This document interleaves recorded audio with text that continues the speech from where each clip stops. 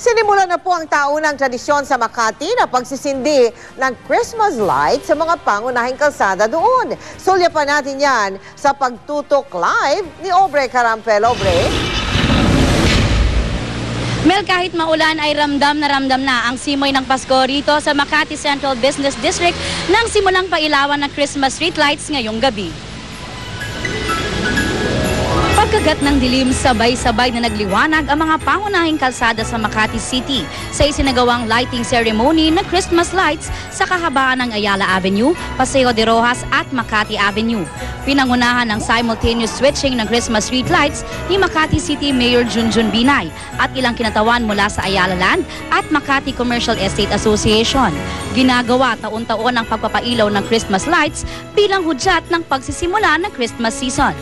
We've been doing this for several years now, and we're really glad that Ayala, for one, has taken the initiative to lighten up the Central Business District to make it more festive for the holiday season. Maganda ang Christmas decoration dito sa Makati. Malinaw na malinaw. Maganda naman po. Feel nyo na ba na Pasko na? Oh, syempre naman. Lalo na dito sa Makati. 851,000 LED lights ang ginamit sa pagpapailaw ng mga kalsada na aabot sa halos 5 kilometro. Mas matipid daw kasing gamitin ang LED kumpara sa traditional light bulbs. Buhay na buhay at nagliliwanag na rin ang Ayala Triangle Gardens na pinapalamutian na rin ng Christmas lights. Simula November 16 hanggang December 30, mapapanood ang lights and sound show at sasabayan pa ng effect na tila Winter Wonderland. Bukas ito sa publiko mula alas 6 hanggang alas 9 ng gabi. Mel, bukod sa mga kalsada ay maging ang mga underpass ay lalagyan din daw ng Christmas decorations dahil layo ng lokal na pamahalaan ng Makati na makaengganyo hindi lamang ng foreign kundi ng local tourist dito sa lungsod. Balik sa iyo, Mel. Maraming salamat, Obre Carampel. Umaalma ang Philippine Medical Association. Tila na pag-iinitan daw kasi sila sa kampanya ng BIR laban sa mga hindi nagbabayad ng tamang buwis. Itinanggi naman ito ng BIR. Nakatutok si Bernadette Reyes.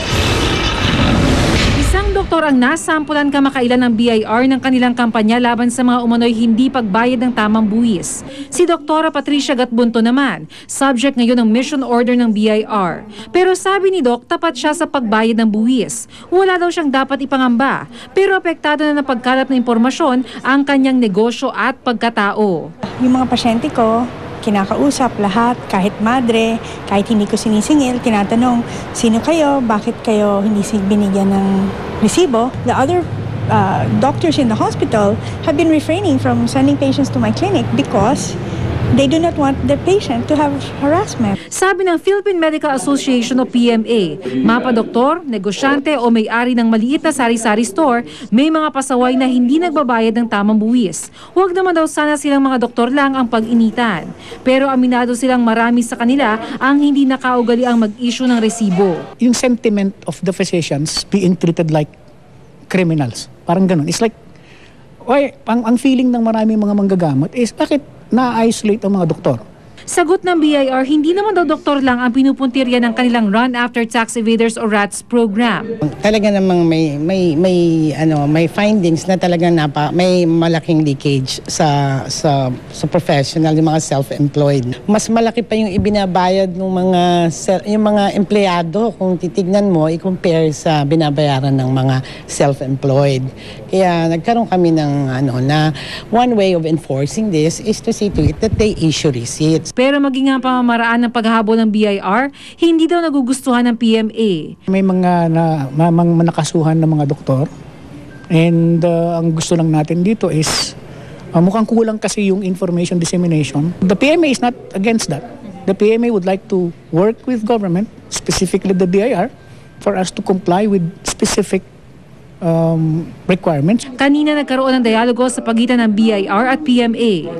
Plano ng BIR at ng PMA na bumuo ng isang task force na magtuturo sa mga doktor na mga pulisiya sa tamang pagbabayad ng buwis. Pero habang wala pa ang naturang grupo, ang mahalaga, mabago raw ang kultura at mentalidad ng mga Pilipino. Araw-araw ang ating kampanya on tax awareness. Ang iba kasi halos marami pa rin yung binabali, wala nila yung taxation. Kahit na dahan-dahan baguhin naman natin yung ating attitude. Kumbaga sinabi nga ni Depcom Stella, behavioral. Bernadette Reyes, Nakatutok, 24 Oras. Si Mel Tiangco, ang inyong kapusong totoo. Hindi bali ng mahirap basta malayo sa sakit. Ito ang kadalasang naririnig natin mula sa mga kapuso nating hikahos sa buhay. Dahil nga naman gipit sa pantustos na nga sa pangangailangan pampamilya, paano pa kaya nila makakaya na magbayad sa pagpapaospital at sa pagbili ng gamot? Ito ngayon, ang napakalaking suliranin ng isang batang may lumalaking tumor sa kanyang kaliwang pisngi. Lumipas na ang oras ng almusal at pananghalian. Pero nadatnan naming pinagsasaluhan ng magkakapatid na ito ang kanilang unang pantawid gutom para sa araw na iyon. Tutong nabahaw at patis ang tanging naihain ni Marlene para sa kanyang mga anak. Minsan po wala po, minsan po yung tuyo, pag pantambili talagang patis pa ang ulam po nila. Hindi tayo. Hindi ayaw po nilang tuloy. Paborito po nila yung patis. May ilang linggo na rin kasing hindi nakakapangalakal ng basura si Marlene dahil sa lumulubhang kalagayan ng 5 taong gulang niyang anak na si Eugene. Sa laki ng tumor sa kilagid ni Eugene, bumukol na ito sa pisngi at maging sa panga. Napag-alaman din namin na ilang buwan na palang hindi na makakain ng kanin ang bata. Hindi na po siya makahinga, unti-unti na lang po. Minsan sa gabi po, umiiyak po kami mag-asawa po. Kasi gumaganon po siya. Oo, tapos umiiyak siya. Umiiyak na rin kami. Hindi kami makakain. Sa 7 buwan na nagtiis kami po, hindi kami nakakain. Ang gatos na lang po, dumididi na lang po siya. Ngayon, pag kumakain po siya, gusto niya kumain, hindi na po siya makakain, kaya magdudugo po. Siyam na magkakapatid sina Eugene.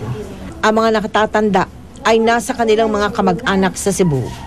Ang 2 taong gulang nilang bunso na ipamigay na noong mawalan sila ng bahay dahil sa bagyong Ondoy noong 2009. Ang mga natitirang magkakapatid ni hindi nakapag-aral.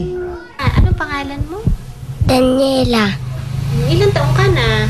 8. Anong birthday mo? Alam mo yung birthday? Ha? Hindi po. Ang kinikita ng mag-asawa sa pagpupulot at pagbibenta ng basura at paminsan-minsang pag-sideline sa paglalabada ay kulang na kulang para sa kanilang pagkain. Kaya nagpasya si Marlene na idulog ang kalagayan ni Eugene sa GMA Kapuso Foundation. Ayon sa mga doktor, operasyon ang tanging lunas sa kanyang lumalaking tumor. Sa eksaminasyon natin, mukhang meron siyang tinatawag na ameloblastoma. Ito ay isang klase ng bukol o tumor na nagsisimula sa mandible or sa panga ng isang tao. It's a complicated procedure dahil marami kang kailangan gawin. Aalisin mo yung bukol at kadalasan yung kalahati ng panga matatanggal na. Now you have to get bone from somewhere else in his body para palitan yung nawalang panga. Sana po maawa po kayo sa akin, sa anak ko, na matulungan kasi po malaki po ang gagastusin sa operasyon po.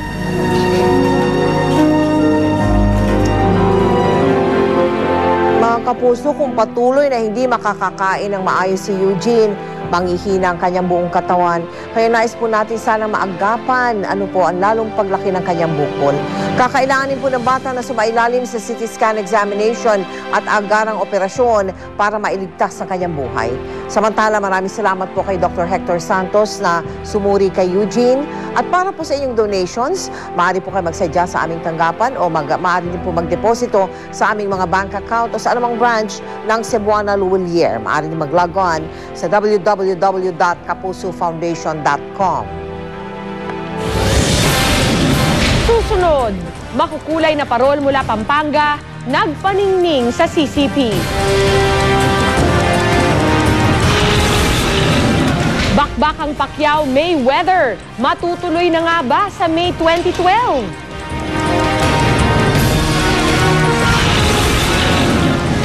At Survivor Philippines host Richard Gutierrez, sino kaya ang na-miss habang nasa isla? Tuloy ang pagtuto dito sa 24 Oras.